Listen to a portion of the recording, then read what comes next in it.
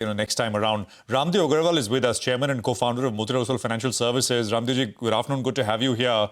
Prashant this side. There is a loss. And we're not used to seeing losses from Motilal Oswal. Has not been the case for a while. Yeah. But I think that it's a MTM revaluation, right? On your investment assets, March 31st to December compared to 31st December. Let's just clarify that, and then we'll move on to segments. Yeah. So let me just explain to you the Q4 where there is some amount of 224 crore losses visible.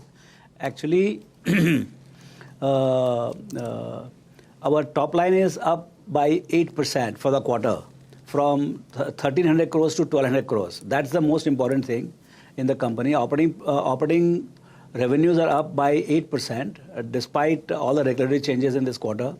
Bottom line is up by 3% from 502 to 519. This is the most significant number among all the capital market players, 519 against 502. The treasury loss is 743 crores for the quarter. That makes it look like the total net loss for the quarter is 224 crores. So that's how it adds up to losses. But if you look at the full year, this is a time to look at the full year. Revenue is up by 31%. PAT is up by, operating PAT is up by 31% from 1,542 to 2,000 crores. And then treasury gain is about 478 crores against 1,084. So the total profit remains at about 2,500 crores for the year compared to 2,600 crores for the last year. So it's more or less flat kind of situation, maybe 2-3% lower than last year. But it's a very, but for the fourth quarter mark to market, which happened, in last 3 months, the operating performance has been quite fantastic, I would say. 31% top line growth, 31% bottom line growth. Actually, when you have 31% top line growth, we should have more like 38-40% kind of bottom line growth in the operating side. But that didn't happen because we actually over-invested in the entire operating side so that we can be ready to harness the bull run which is there in the capital market in the years ahead. So that's a summary of what has happened in the company in the quarter and for the year. Thank you, Mr. Raamdeo ji, for putting that into context. But, we were also looking at your numbers on a sequential basis, and there is a decline in the company's top line. And Q4 was the first full quarter where SEBI's stricter F&O norms came into effect. Is it possible to quantify the impact of that in the March quarter? And also, we know that this is a cyclical business. Things recover once the market recovers. How has April been for you, and what should we expect in the current quarter? Yeah, so between December quarter and March quarter, the most impacted segment of the 6 businesses we have is the retail broking. So our retail broking revenues went down by 20% in quarter on quarter. But that 20% brokerage revenue shortfall is more than made up by distribution revenue of insurance, mutual funds, equities. So all kinds of deals do happen, and the distribution revenues more than made up that entire loss in the revenue of the brokerage. But yes, there was a brokerage loss of 20%, maybe 22% from December to March. And what we are seeing now is that April revenues are very much matching with actually March revenue. In fact, it is ahead by 5, 7, 10%. So my sense is Jan, Feb, March has shown the worst of the decline in the brokerage revenues. And now under the new, whatever the restricted regulatory framework in which there is a two weekly expiries and all, I think revenues are stabilized. And in fact, now the traction is that we are seeing little more progress in the revenue build-up on the base of March quarter. Raamdeo, just to go back to the treasury loss bit, since we're talking mark-to-market, markets have bounced sharply, up 12-13% on the Nifty. Yeah. So if you were to mark-to-market as of 24th of April compared to 31st of March, what would that, would you have made up for, how's that number looking? Yeah. I don't know, at least half of it we must have made up in April, but I don't have exact number as of what we have done. How much is the recovery in April? That number I don't have. But I have the March loss exactly 743. Okay, Raamdeo ji, good afternoon, Surabhi here. So, okay, that's mark to market, and Yes, I think Surabhi. that's a function of the market. Can't help it, up or down. Yeah. But back to understanding the businesses. So, what you're saying is that maybe the worst of the hit for the broking business because of the regulatory changes, that should be behind. Then what should be, now that there's this new normal that's been established with F&O norms, etc., right? So, what should be the new rate of growth that we can expect, given market volatility, which is part and parcel of this business? Yeah, if you look at the March quarter as the base and multiply it by 4 as the year gone by, rather than taking the first 9 months, in that case, on the base of March quarter, I would think 25-26 will be at least 30 to 35% growth in the revenue. Okay. On the basis of March broking. quarterly number. On the basis of the March quarter, got it. For the broking. Yeah, okay. So there will be full recovery. I would be surprised in the year 25-26. We should be having at least as good a number as 24-25 for the full year, despite all the changes. I mean, it will take 1 year's growth for the changes, okay? But other businesses like, say, iBanking, I think our real strength, which turned out to be in 24-25, real highlight is the capital market business, where we raised 51,000 crores for out of 39 deals. In 39 deals, we have raised 51,000 crores, and we have been termed as the top of the charts in QIP handling. I mean, our distribution is good, so we have done the largest number of QIPs in last 12 months. So that has been the highlight of Motilal Oswal institutional broking side and iBanking side. So that is one thing. And second is the HFC, Housing Finance Company, which was kind of going through the reform process for last 2-3 years. That has fully stabilized, and there is a 20% AUM growth and 80% disbursal growth. And the best thing is that quality of asset is best quality in the entire industry.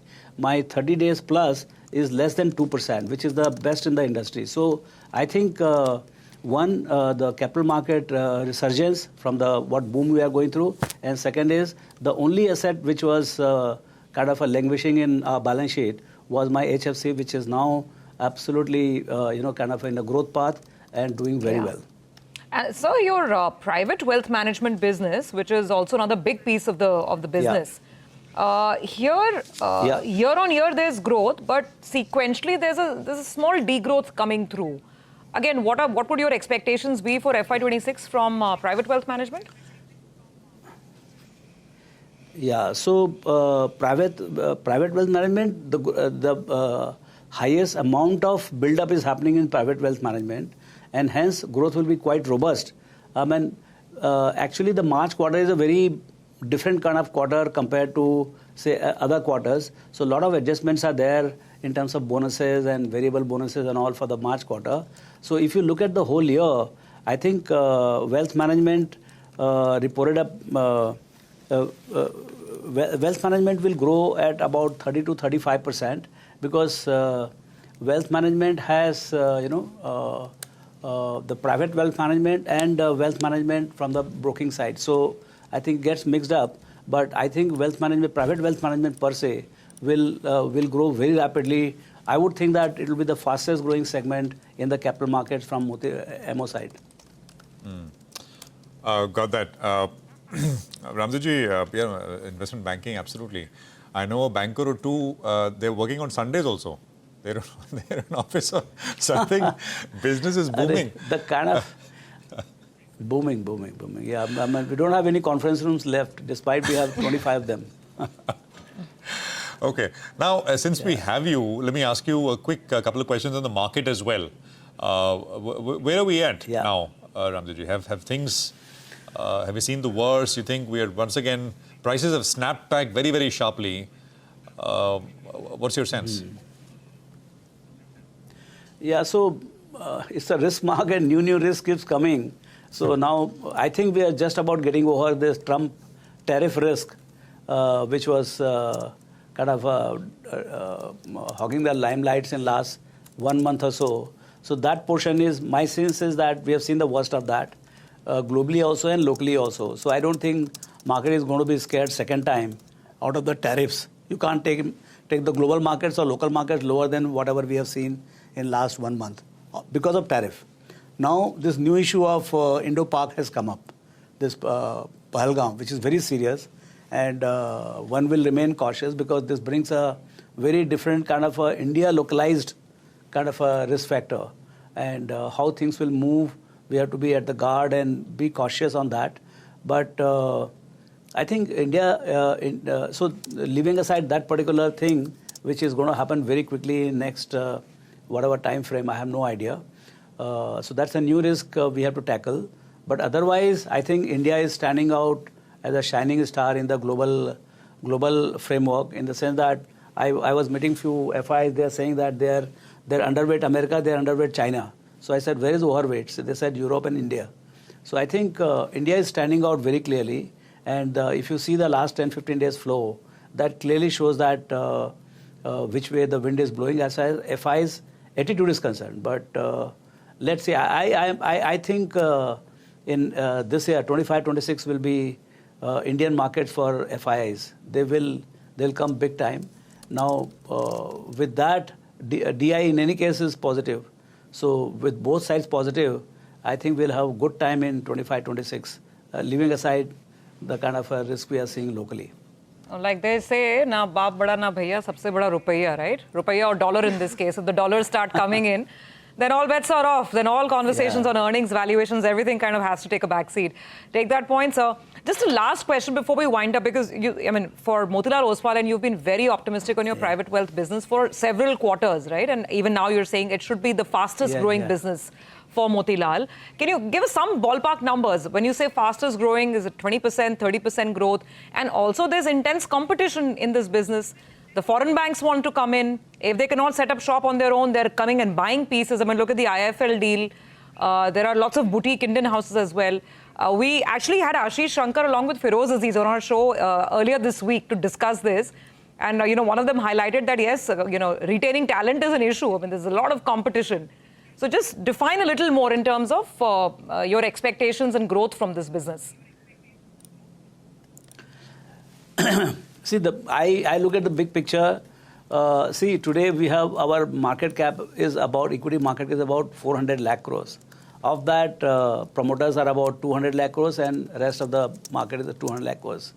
In next 4 to 5 years, in 4 years it will double. So another 400 lakh crores will be there in the marketplace.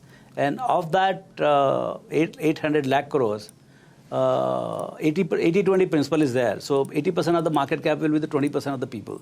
And they all need wealth management kind of a support. So 600 lakh crores of money has to be managed by somebody or other. It should be managed. Whether they give the mandate or not, that is a different thing. So opportunity for all the wealth management companies, because this is not winner takes it all. I mean, a wealth manager can survive with just one client also. He can have 10 clients. He can have hundreds of clients and thousands of clients. So I think it is the USP of every wealth management platform, what they bring on the table. And we have a very strong proposition for any client who wants to come and harness the power of equity in their wealth. If they want predominant equity oriented portfolio in their wealth, I think one of the best places to come is Motilal Oswal. So that's how we have positioned our wealth management practice, and the opportunity is big. So my sense is that if market is trended well for next 4-5 years, the clients coming to get expertise of wealth managers, not only us but everybody else, is going to be quite big. And that's why if you see the listed space, the highest valuation is for the wealth management firms. Absolutely. That clearly tells that growth potential is good for them.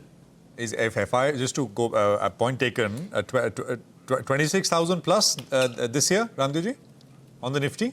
Back to highs? All bets off. I mean, I think it will surprise us if things are peaceful, because now credit flow is coming, the tax benefits are going to flow in, The regulators are talking about growth. So I think everything is positive for this thing. And in this kind of environment, and particularly it's a corrected market. I mean, 25, 26 at index level, it's just about 6-7% up. So we have a fully corrected market. 25, 26 should be more like 18, 20% kind of thing. Okay, all right. So there is upside here. If things remain, I mean, as you said, the Pahalgam thing, of course, is serious and we need to be on guard, be watchful. But otherwise, things seem to be sort of working in our favor. Raamdeo, thank you very much. Appreciate your time here. And, we'll invite you on back for a full-fledged discussion on markets per se as the weeks roll on. Thank you very much once again. We'll take a quick commercial break here. We get you what's happening in dealing rooms, D Street Chatter with Nimesh on the other side. We'll get you some trading ideas as well coming up.